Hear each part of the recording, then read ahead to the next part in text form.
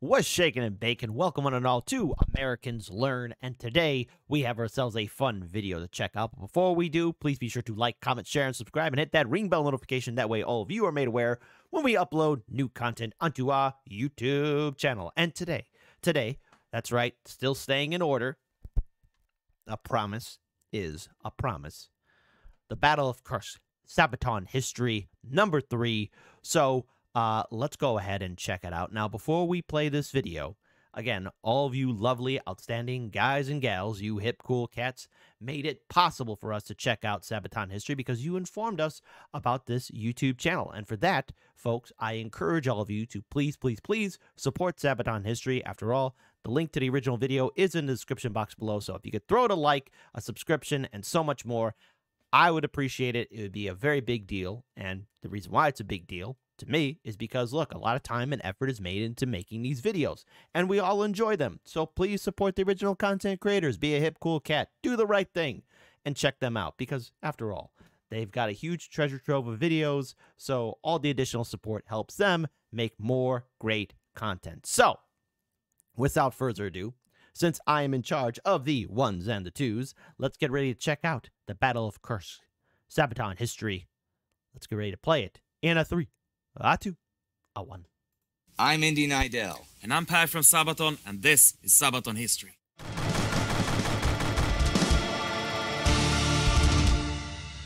One of the largest tank battles in history, in 1943 in World War II, resulted in the Soviet Union gaining the initiative on the Eastern Front, which it would hold until the end of the war. And our song Panzerkampf became one of the most unexpected Sabaton popular songs we ever did. Into the motherland, the German army march.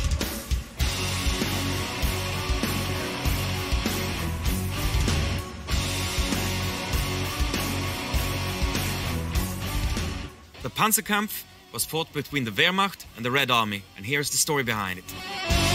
The Soviets versus the Third Reich. A battle of titans. Perhaps the largest tank battle in human history. That much I do know. I know some things. I don't know everything. The Russian counteroffensives that had begun in November 1942 had pushed the Germans not only mostly out of the Caucasus, but also crossed into eastern Ukraine and southern Belarus. By March 1943, they had created a large salient deep into the German front lines between the cities of Orel and Kharkov.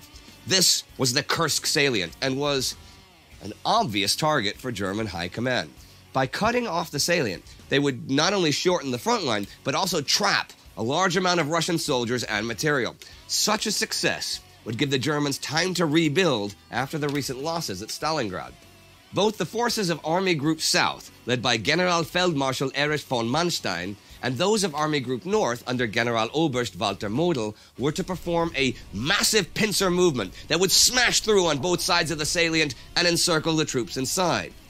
But many German generals expressed doubts. See, the Russian army of 1943 was not the same army they so easily outmaneuvered in 1941. By now, the Soviets were much more competent in using their deep battle doctrine, and they were already preparing a summer offensive to use the salient to their own advantage, since they also knew of the German plans. The British had cracked the German ciphers and given intel to the Soviets, so Stavka, Russian High Command, had convinced Stalin to delay the Soviet offensive until after the Germans had exhausted their own against the Russian defenses. Then the Soviet counteroffensive would easily punch through the German lines and collapse the whole Army Group center. Wow. Summer 1943.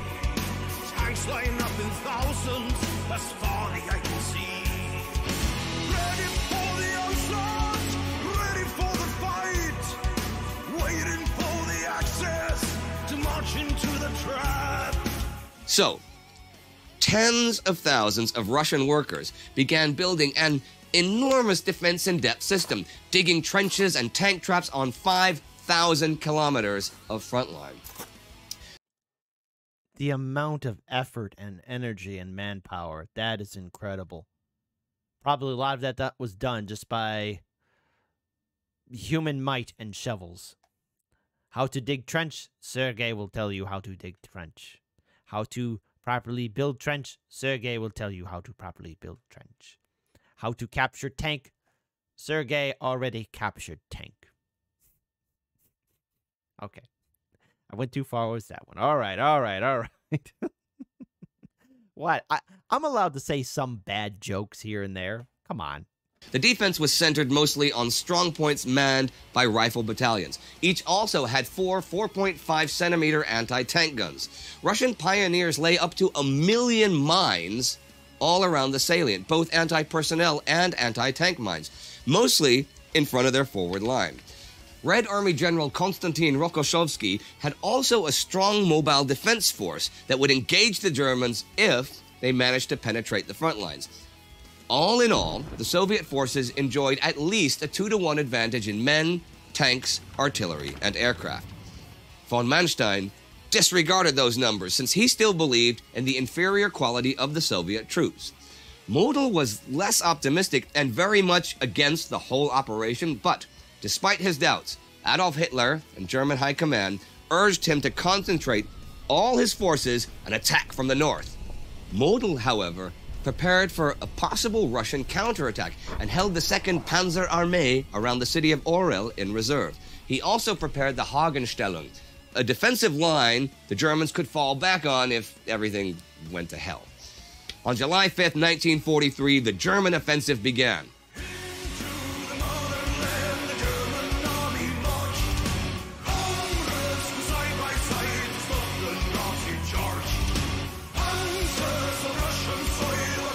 I do find it interesting that Field Marshal Model was very vocal against it, or at least, you know, not vocal, but at least casting doubts into it. And already at this point, and this is what I'm familiar with, especially with some of the history books that I have at my disposal, Germany was running out of oil. And let's face it, it doesn't take a big brain mathematician to figure out that tanks, planes, trains, automobiles all need petrol. They need oil, gasoline, and Germania was running out.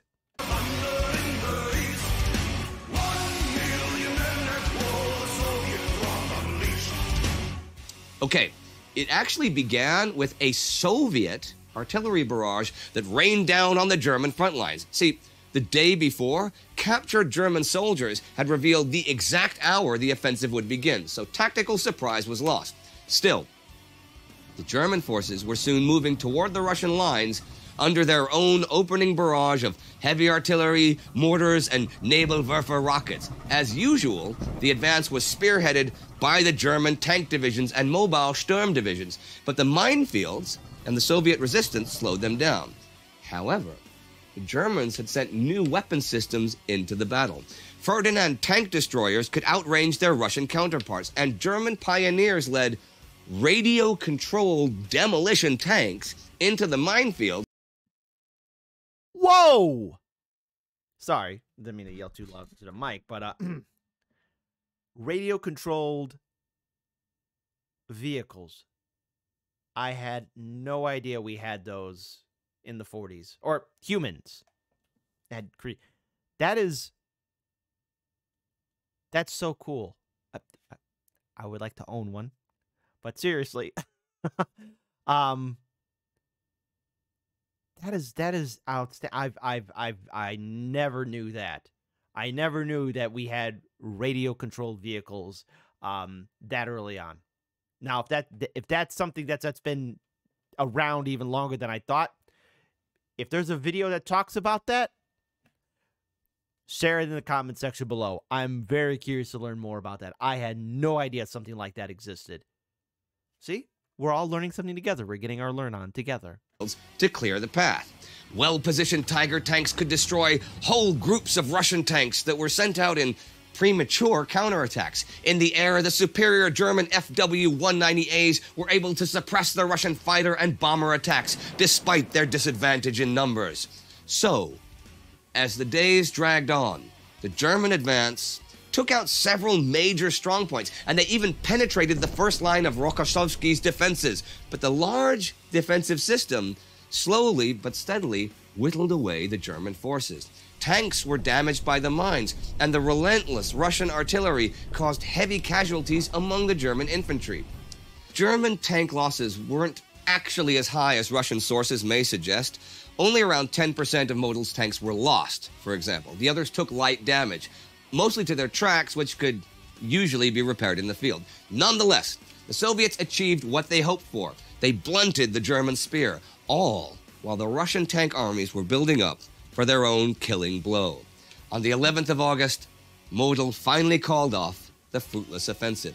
Only the elite SS Panzer divisions Totenkopf, Das Reich, and Leibstandarte in the south were still making progress as they reached the fields near a small village called Prokhorovka. The Stavka wanted to attack now, before Model could redeploy his panzers. The long-awaited counterattack, Operation Kutuzov, would set loose the Russian tank armies. Early in the morning of the 12th, Operation Kutuzov began.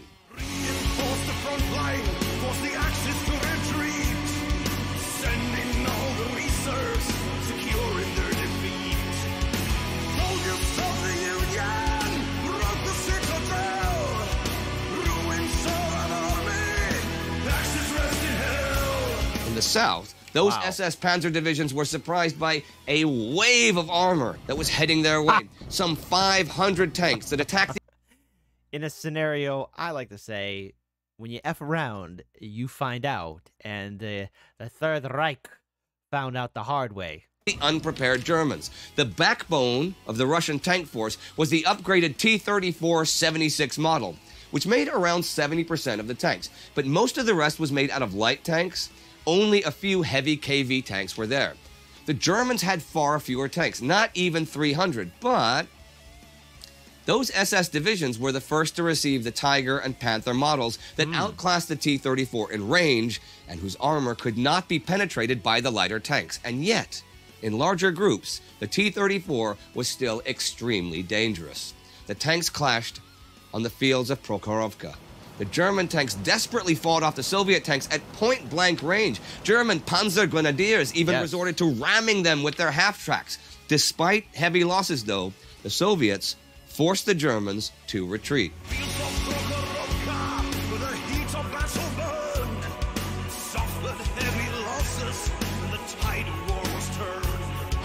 Driving back the Germans, fighting on both fronts, hunt them out of Russia, out of Soviet land. In the north, the counteroffensive began with a massive artillery strike, obliterating much of the German forward positions of the 2nd Panzer Armee. The Soviet counterattack here would be even more deadly than in the south. Model's foresight had paid off, and the 2nd Panzer Armee was able to fend off the first wave of Russian tanks attacking towards Orel. See, so in other words, Model called it, and now things are starting to fall apart for the Germans. Wow, that is a lot of tanks. I only can imagine what that entire area sounded like if you were a civilian and you're hiding and you're listening into the background, hearing two great empires face off against each other. But this was just the initial engagement. The overwhelming Russian artillery and armor soon broke into the German positions all over the front, and Model was forced to pull back just to prevent encirclement, without even waiting for authorization from Hitler. However, the Soviets failed to exploit their advantage, nor realize how close the German defenses were to collapsing. Wow. So the Germans managed a fighting retreat. As the Red Army captured the major prize of Orel on August 5th, the German army retreated into their Hagen position. And it was that which ultimately saved them. German high command was now forced to face the fact that the German army was not able to fight high-intensity battles on such a large scale any longer. The offensive had been a disaster. For not only did it not bring victory, it cost the German army the strategic initiative on the Eastern Front, and they would never regain it. The offensive had cost the Russians dearly, yes, and losses were perhaps 4 times higher than those of the Germans, but the Russians could replace their losses, which the Germans by this time could not. Not to mention the Germans can't replace their vehicles. They don't have enough oil, petrol, anything of that nature for their vehicles to maintain. They're being attacked also on the Western Front. The Allies are coming around. Resistance is happening all over the Third Reich. Little Adolf's dream of a greater German empire is now collapsing. Only till 1945 is when it's all finally over. The Russians were on the offensive for good. The end of the Third Reich draws near. Its time has come to an end. The end of an era is here. It's time to attack. Now, Panzerkampf is from the album Art of War, but it was not one of the singles or anything, right? No, it was very interesting that we didn't believe so much in the song Panzerkampf initially. Okay. And there were so many songs that we felt that were more stronger on the Art of War album. Even though this album is now over 10 years, Yeah. this specific song can climb to the position #1 of all Sabaton songs. Panzerkampf!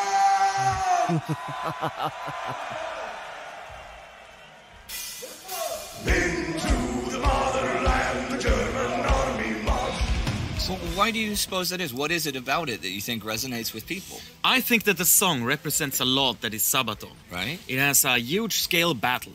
Tanks, more tanks, and even more tanks, and most tanks. A lot of our fans, this is what they want to hear about. Also, it has the power, the sing-along things, Yeah. very powerful chorus. Thinking even back before that, when you guys wrote the song, was it written to be a typical Sabaton song with tanks and stuff? Or was it were you specifically thinking about that battle? We were specifically thinking about that battle because all the songs on the Art of War represents one of the chapters in the scripts. Right. The Art of War.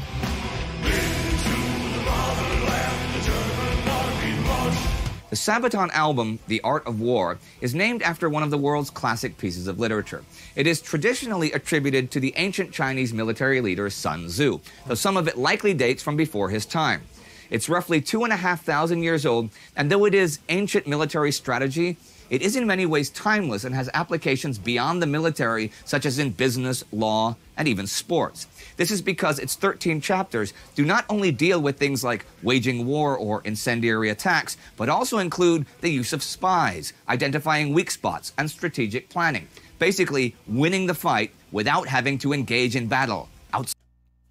And that's something I have in my personal collection, The Art of War. But I also recommend The Prince and the Discourses. Just trust me on it. It's a worthwhile read. Smarting your opponent. It is required reading for executives at many Japanese companies, is recommended reading for all U.S. military intelligence personnel, was widely studied by the KGB, and Bill Belichick, head coach of the NFL's New England Patriots, who just won their record 6th Super Bowl under him, has used the lessons of The Art of War in his strategic preparations for football games. Again, one of the most influential texts in history.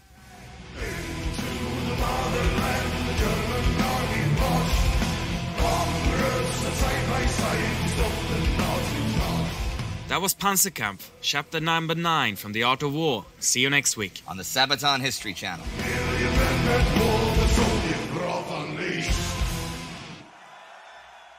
All right, everyone. Remember to subscribe to Sabaton History, the regular Sabaton channel. Check out World War II and Time Ghost as well, all right? Right here, we got a playlist. More videos like this. It's good. You want to click this. And also, remember to support us on Patreon. That's what makes things like this happen. Take care and see you on the road. Very good. Very good indeed. All right. Well, first of all, something I never knew. I had no idea that there were radio-controlled vehicles at the time. That is mind-blowing. Number two, the amount of tanks and the back and forth that we're seeing from the German Third Reich and the Soviet Union, which, again, as the battle kept on progressing, we see the fall of the German military as it's being pushed back and outnumbered by waves upon waves of Soviet forces. Clearly, this was an earth-shattering moment that changed the tide of the war. in favor of the Soviets and eventually as well as the Allies as well against the Axis powers, especially in the European theater. 10 out of 10. Great video by Sabaton History. And yes, we are going to be keeping on straight and narrow onto following every single video in order. So the only way you're going to find out if we're going to stay true to that promise, which I am going to do. All right, I'm not going to go out of order. I've been out of order too long. We're going to start from the beginning, as we did already, all the way to the end. Please be sure to like, comment, share, and subscribe. Hit that ring bell notification. That way you're made aware when we upload new content onto our YouTube channel. But also, number 2, please support Sabaton History YouTube channel. Support all their content. They're doing great stuff. A lot of time and efforts being made into making these videos. And look, I'm learning stuff that I never knew about. And I'm pretty sure all of us are enjoying this content together. So support the original content creators. It's the right thing to do. And if there's any other videos that you think that we should check out in regards towards World War II or any other significant historical battles, events, or people, share in the comment section below. Yes, we do read the comments, so type, and we will see what we can do, because your feedback is fundamentally important. Until then, drink water, do 20 push-ups, keep your heads on the swivel, and keep on winning. Peace.